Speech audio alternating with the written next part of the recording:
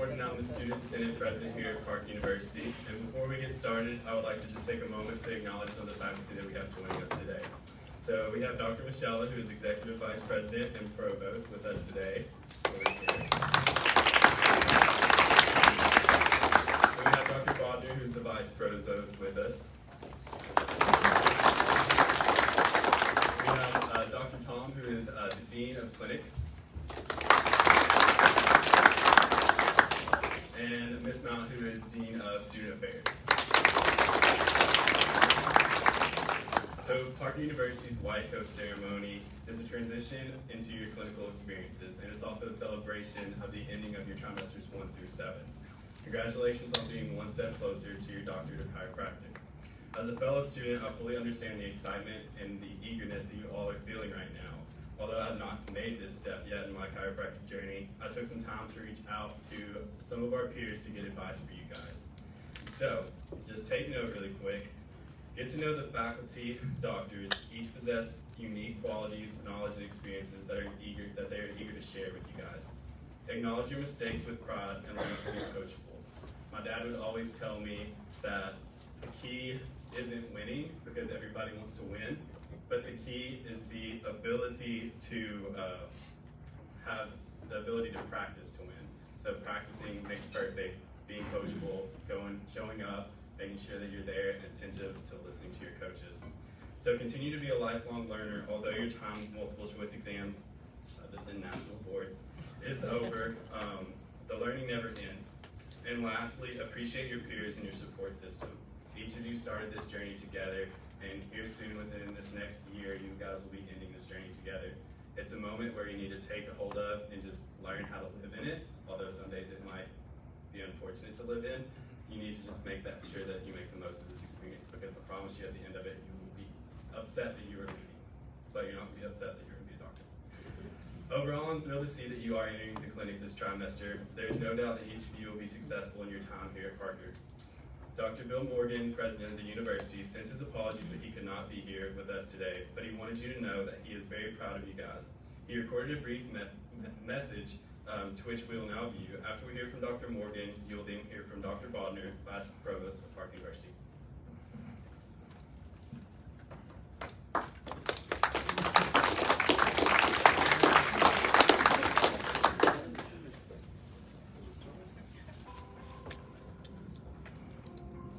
Hello, this is Dr. William E. Morgan, President of Parker University, and I'm here to welcome you to the White Coat Ceremony. I'm sorry I couldn't be there today, but this ceremony is so important that I wanted to make a special message to you. Not just to congratulate you on your accomplishments, but to commemorate this day, this stepping forward to leaving the didactics classroom and entering the world of being a clinician. From now on, you'll be the doctor that patients will look to for their health. The mantle that you'll put on today, the white jacket, is a symbol of becoming the doctor. It's providing patient care to people who sought care from you. Congratulations on that. I also want to give you a challenge. Never stop the journey of learning.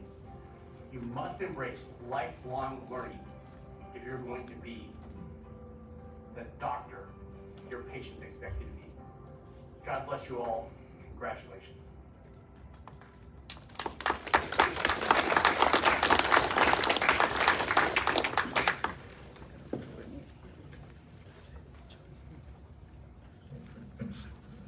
Well, good afternoon, everyone.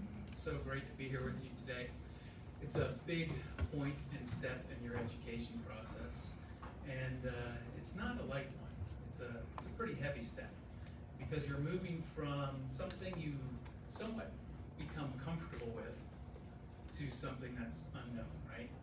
And if you kind of reflect on how your education process was so far, you sat in class and someone was presenting material to you, or you were online, and someone was presenting material to you, or you were online and you were reading material, and then you showed up at some point to take an assessment, and the assessment was controlled. There was things distributed in a certain way, or there were certain rules with how it was run, and there were formulation or systems to the questions. So you asked a question and then you chose the most appropriate answer. And if you really think back, there was always one answer you could really look at and say, well, that's definitely not that one, all right? So now it's down to 3. And then the worst case scenario, you didn't know the material, you could at least get it to a point where you had a 50-50 choice, right? And you went into labs and someone might have handed you a card and said, you have 4 minutes to do this. And it was very specific about what you had to do. And they were there with the clipboard, and you always look at their face for a facial cue. Are you on the right track? Or am I doing that bad that they just set their clipboard down? Or what's going on here? And you had some level of control to the environment, right? And that's called competency-based learning. And what that means is you show up for a class. There's a label on the class, right? And the class teaches you associated with the label. So if it's orthopedics, you're hoping to learn orthopedics. If it's adjusting, you're hoping to learn adjusting. But very seldom do the classes cross over to each other. So it'd be kind of weird to go to an orthopedic class and now he's asking you questions about neurology, right?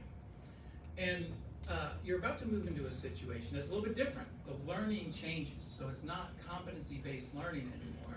It's called meta-competency-based learning. So what that means is you show up and someone comes to you who's a patient and they say, hi, I'm here because. And you didn't have a lot of strong idea or concept around what that because was before you met that person. You might have known, oh, they're gonna come in, they're gonna say something about their neck, or they're gonna say something about their low back, or they're gonna say something about this or that. But you didn't really know the full extent of it. And then you're gonna engage in a conversation with them, and they're gonna evolve this concept of their concern for you. And it's gonna unravel right before you at that time. And what you have to do is take what they say and start to put some rationale and thought and critical thinking into it. And you have to decide, well, based on what they're saying, I might have to do this in my exam. Because I think we can all agree that you've learned quite a few things relative to the exam. So if you're thinking you just walk into a patient exam and you're gonna do all the orthopedic, neurologic, and functional tests on that person, and then get them to come back for visit 2, it's not gonna happen, right? So you have to have this thought process around, well, what do they really need based on this individual level? And you never really had to do that before. At best you had to do it on paper. Now you're gonna do it in front of a human being, and they're gonna watch you as you do it. And then you're going to talk to them about what's going on with them. And you're going to offer some level of help. And during that process of offering the level of help, you're gonna come to agreement with this person on, well, how many times you're gonna show up per week, about how many weeks is it gonna take, and approximately how much is it gonna cost. And they're gonna give you some feedback about that. And you're gonna have to react to that feedback. And you're gonna have to work through those challenges. Well, I can't come between these hours because I got this going on. Or I don't really have that much money. Or I don't have, and you're gonna have to now really apply a special solution to that person and make that happen. And this is the great part of being a doctor, because you don't know what's coming. And you get to assert yourself in a way where you form these relationships with people. And when you truly help someone, it's gonna change your life more than it's gonna change their life. And that's what you really have to look forward to. But the first step is really putting your head in the right space. Because if you think you're gonna walk over to the clinic from a classroom and now be flawless, or have a certain level of strong competency, you're probably already setting yourself up to fail. I'm not here to tell you you're gonna do poorly. That's not what I'm saying at all. So please don't accept it that way.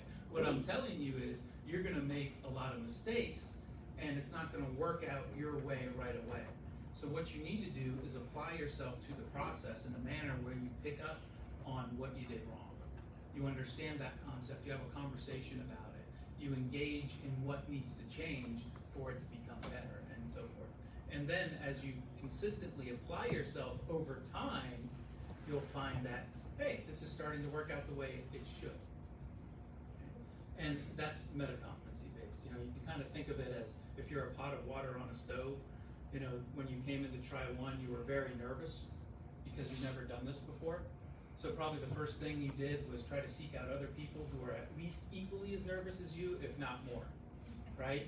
Because hopefully someone's got it worse than I do. That's how we approach it from a human level. We try to seek comfort with people who have the similar situations or the similar challenges and so forth. And you're going to do the same thing here. You know, you're going to get into your groups and you're going to start to make these relationships with people based on the fact of how comfortable you are with the situation. But there was a certain degree of tension there, right? And so your water started to boil a little bit in the pot.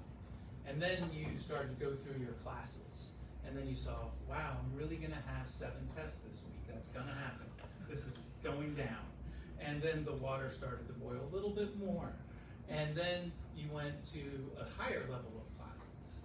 And you were doing adjusting and all these other things that you know how to do manual application on top of all this other stuff that you really just had to study and memorize. And the water started to boil a little more. Well, the reality is your water's gonna boil a little bit more right now. But it's not gonna boil as hard as it will the first day you're in practice. So that's good news. So you need to take this time as an opportunity to really try those things you're not comfortable with, as long as they're legal and acceptable in the state of Texas. And you need to make your mistakes now. Because you don't want to leave here knowing that you held back on something you should have tried, or something you should have learned, and something you should have applied to a patient, or a question you should have asked, or a conversation you should have had with a doctor about this. And you don't want to do it for your first time when you're in practice. Does that make sense? It's not that this is your little platform and you're going to be helping, you know, patients or your guinea pigs. That's not the case at all. They're there to expect a strong level of service, and it's your job to rise to that challenge and so forth. But you don't want to leave any regrets behind. You have a unique opportunity in front of you right now. Very few people have. Very few people have this. If you ever, I happen to drive down 114 all the way from Fort Worth down through Las Colinas to school. And as I make this long trek every day, you know, I notice people in their cars and what they're doing. And there's not a lot of happy drivers at 7 a.m. or 6:30 or even at 9. It doesn't seem to matter what time I drive on the road. There's not a lot of happy drivers out there. And that's because they're going somewhere they don't want to go. They just don't want to go. They don't want to be there. You guys have the opportunity to really apply yourself to something you truly want to do, which is rare. I wish it weren't rare, but it is. But it is. And I learned this from a person when I went to Parker, and I graduated from Parker, and I left Pennsylvania to come to Texas for Parker. And as I was leaving, this person who was in my in-laws neighborhood, he was a very successful person. And kind of my thought process at the time was, you know, there's a lot of people who would have traded places with that person to have that level of success, to get to live in that kind of house and do those things. And here I am, about to get in this car that has no guarantee it's going to make it anywhere close to Texas. You know, so I was really planning my first breakdown somewhere past Tennessee. And, you know, I hope if I can at least get that far, then we could have access to water and oil and some tape and all that kind of stuff. And, but he stopped me as I was about to get in the car, and he said, you know, I hope you realize how lucky you are. And in my mind, I'm thinking, okay, so this is how this guy got successful. He's crazy, right? So I'm about to get into this thing that is just held together by rust. And he's fairly alone. And he said most people don't live their lives getting to do what they really want to do. And most people would give anything to start all over. He said, you're at a point now where you could do it right the first time, so don't take that lightly. So that's why I'm passing that advice on to you.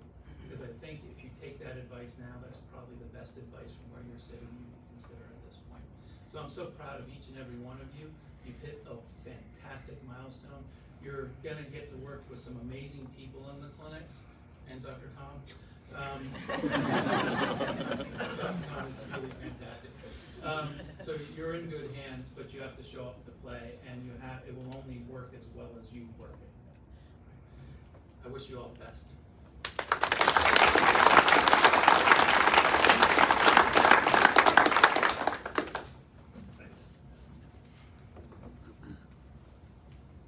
I hate going after Dr. Bonner.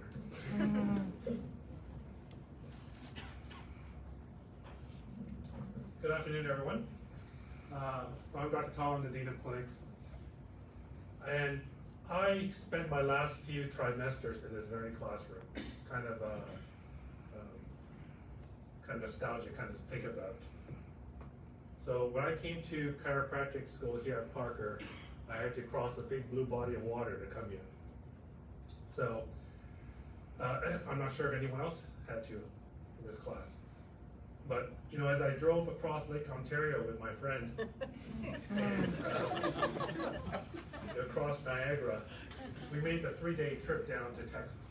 And I knew nothing about Texas except for what I saw on TV and in the movies. So here I'm thinking it'd be a bunch of those, what do you call those little rolling thingy-majiggies? Tumbleweeds? Yes. And surprisingly, it was quite a progressive little city.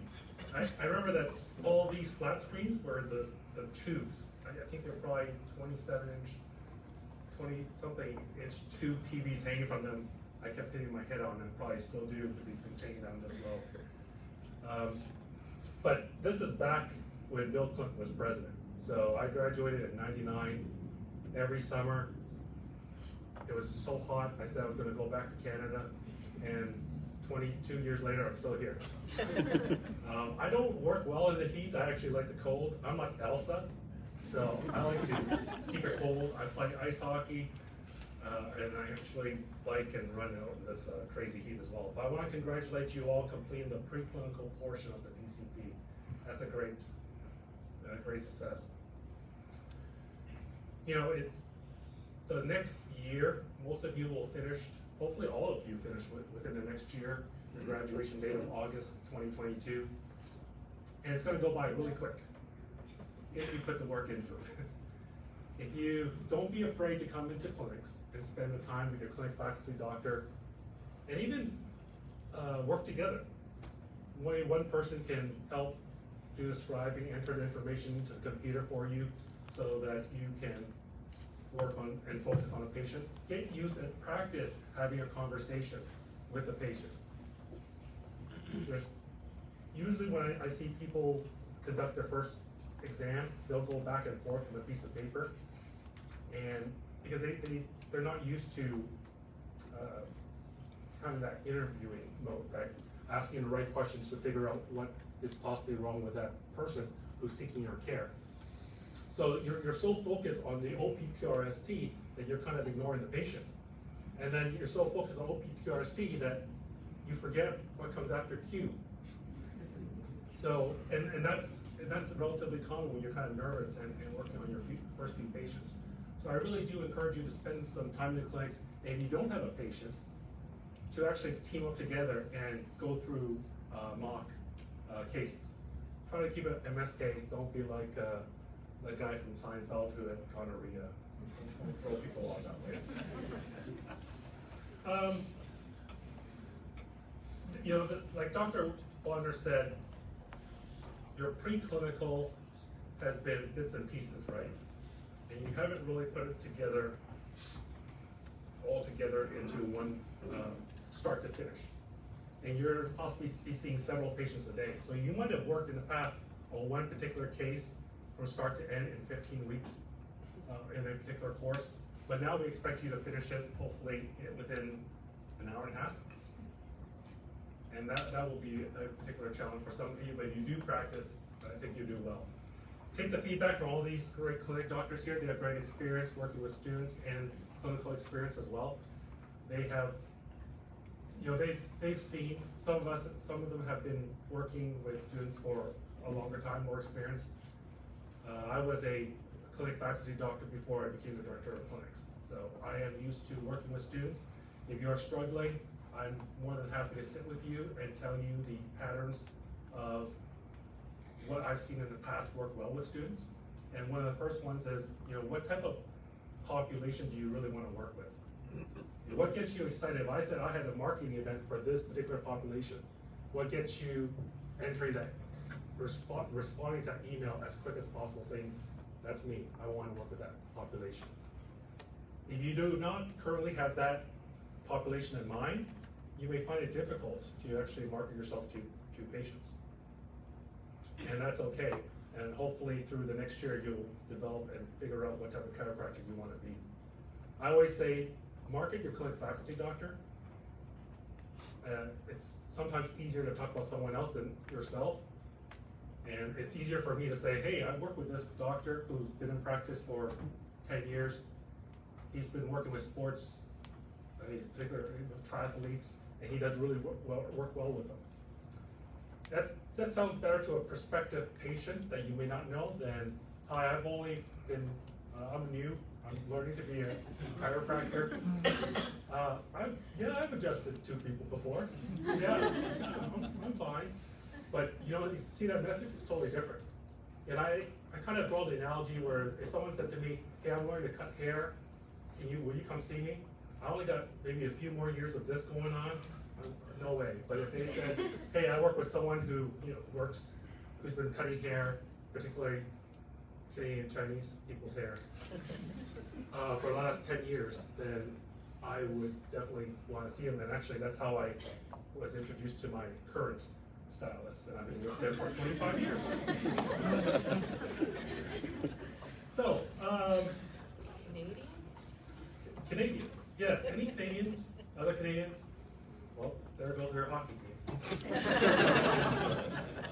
But I really look forward to, and I'm sure the docs do as well, watching you progress from Tri-8, IP1, to crossing the stage in August. You're going to see yourself transform greatly. If you actually video yourself adjusting now and video yourself adjusting next August, it's going to be quite a different scene or move. And then a few months after graduation, when maybe you're in a clinic association where you're adjusting 25 to 30 people a day, it's going to make the clinical requirements seem so small. And you're gonna come back and say, Dr. Tom, you should raise requirements for everyone else except us. But I want everyone to strive for 250 patient visits. That's the goal for everyone here. And not only is that's also a requirement for California licensure. You never know. I'm a very good example of how you never know where you're going to be later on in life. I thought I would be back in Canada in nice cool weather, and not suffering every single day running outside. But 22 years later, I'm still here in Texas. So I encourage everyone to complete the requirements where you're eligible for any state within the United States. Best of luck. More than happy to work with any of you. I'm fairly logical, so I'm like Spock sometimes. But if you have any issues, bring up to your class president, and we can always work things out if it's logical to me. All right?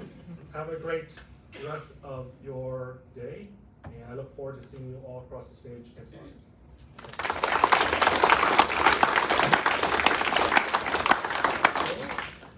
There she is. I'd like to welcome Tran Pham. She's the Director of Alumni Relations.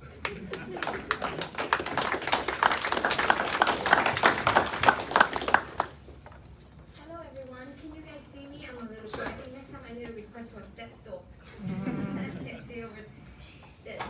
Well, welcome all future alumni. Can you guys hear me? Let me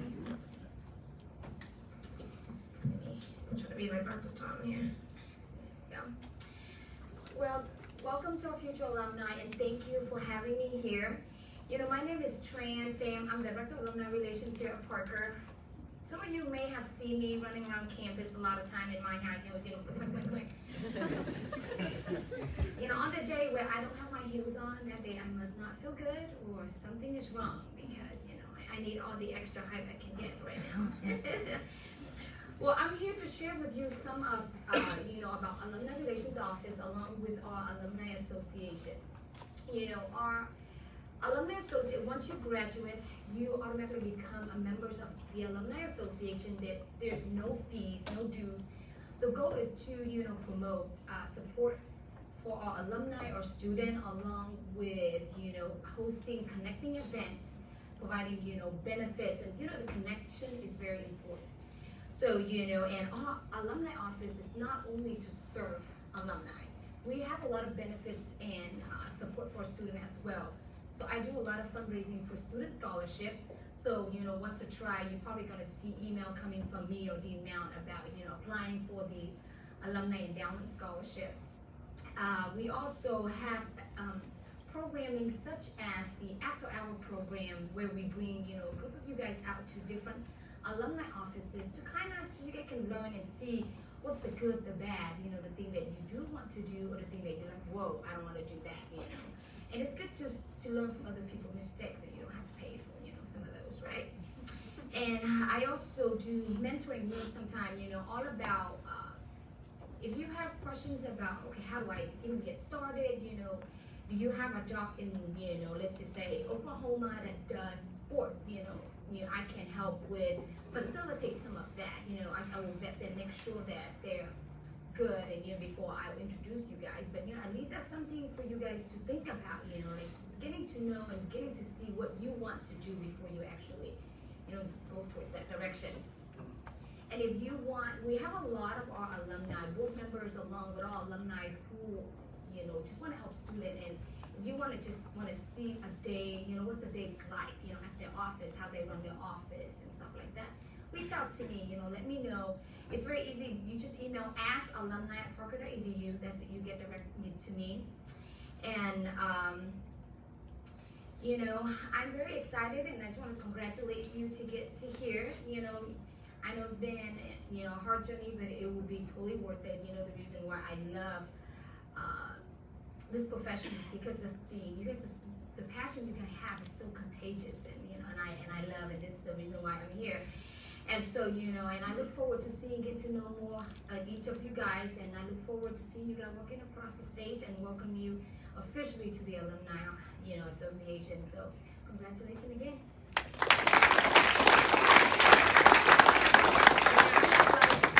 To welcome to the stage Zach Monnier. He's the Research Project Manager.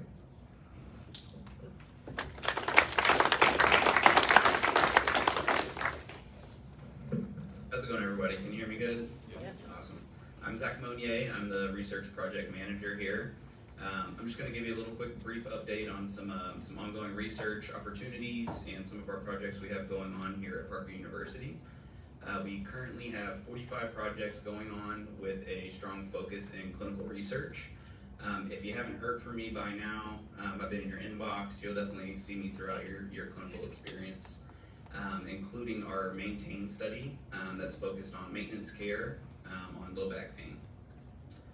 Aside from that, the clinic is a great opportunity to get involved in research.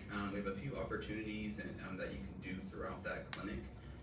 One of those would be if you just happen to have like a study idea that you think you want to get involved with, reach out to the research center and we'll try to make that idea into a real project and kind of help you through that process there. Another opportunity would be to get involved with ongoing research with clinic faculty just to help gain some experience in that area also. And lastly, if you have a case study or something that you want to write up, work with your clinic supervisor, reach out to us, and we can try to get that going, write that down, and turn that into a real project to help you gain some of that research experience. We also, this try, we have a few student PI, the process of integrating evidence opportunities. Our first guest will be Dr. Amanda Stevens. She is a Canadian chiropractor who focuses on peds and pregnancy. She will be here live on September 14th. I believe we're planning on also doing a virtual broadcast of that as well. And then we also have Dr. Heidi Havoc who will be virtual in November. So keep an eye out for those. I'll send out reminders. Any of these opportunities, if you have questions, you can always check on the research page on My Parker. That's where we'll post links to these events. That's where you'll find contact information if you have any questions or need any help. That's what we're here for. We want to be there to support you throughout your clinic. Lastly, congratulations for making it this far. That's all I have for you today, and I appreciate your time. I would like to welcome back Dr. Tom for the presentation of the white coats.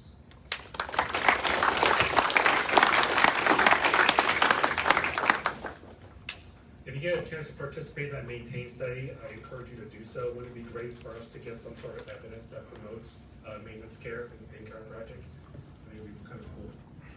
Will the clinic faculty please rise to help mark this occasion? Students, please stand and put on your white coats and clinic name tag for the very first time. These distinctions will help to highlight you within the clinics as a future doctor of chiropractic.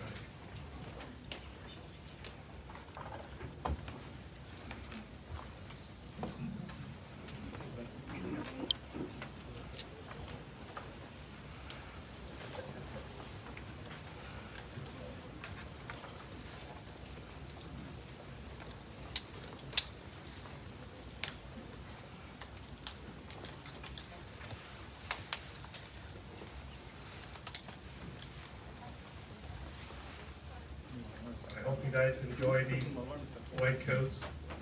I want to make sure that they were stretchy.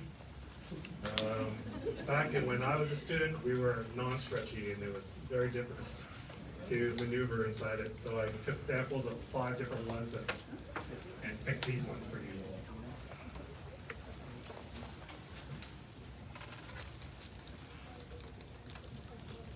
It's good to see everyone in clinic dress code as well. Hope that lasts throughout. All right, congratulations, Brian, and welcome to the clinic.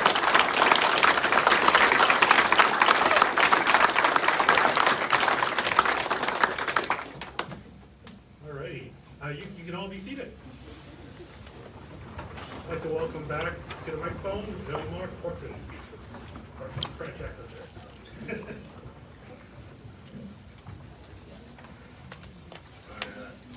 If you're not from the South, you may think I'm about to sound really hick, but the way y'all look right now, my grandma would probably say, y'all ready to go milk the cow. Ready to go work. So, y'all look great, and I'm extremely proud of you guys. I have a lot of friends in here as well, so it just makes me happy to see I'll pass neuro someday. I'll be able to go to clinic. I mean, it's just, every time we think of students, we're like, oh my goodness, I can't wait till this day. Well, this day is here for you guys, like y'all made it to clinic, and I mean, just congrats. It really is just a momentous occasion for y'all. So, I do want to acknowledge that there's a photo op area outside if y'all want to take advantage of that, and make sure that you guys get pictures with your friends, because you know, it's the first time y'all have also seen each other in a long time, so it's good to be here. But thank y'all for attending today, and congratulations once again.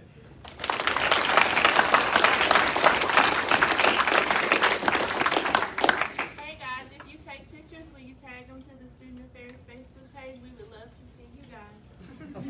They got the fountain up and running now too, so that's a good one right there. All right, everybody, take the next 25 minutes or so to go take pictures, hang up